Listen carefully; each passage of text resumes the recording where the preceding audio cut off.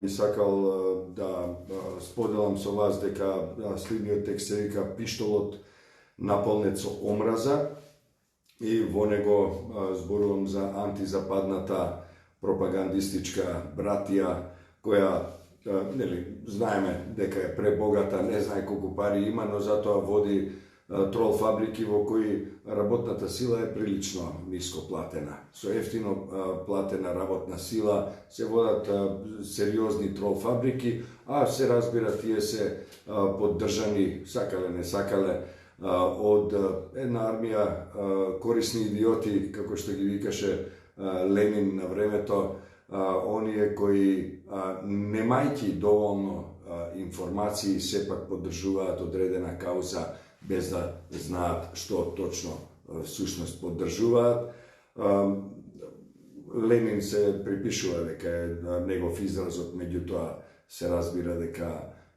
može bi i drugi slični likovi vo istorijata go imat kažano toa,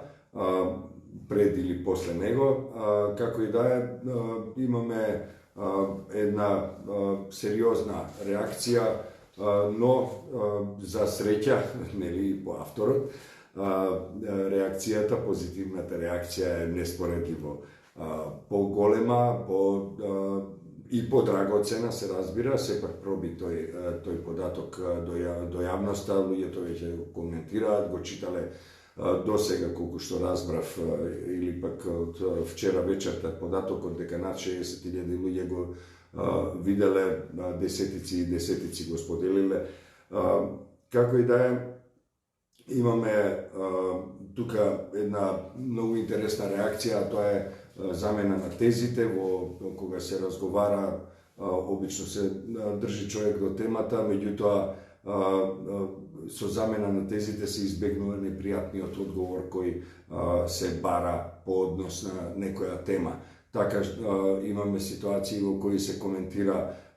за изгледот на човекот кој пишува или кој зборува, се коментира за негово минато, кое обично е зачинето со безброј лаги и клевети, наместо со факти.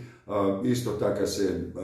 заменува тезите во смисла, а овој како тоа го направи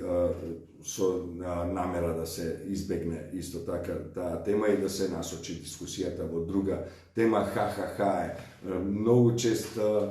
коментар на социјалните мрежи кои се однесуваат на сериозни теми, сериозни и амбициозни проекти, но се разбира и тоа е еден дел од јавната комуникација која за жал не е спонтана, туку е теледиригирана, би рекле. И тоа е секако со цел да се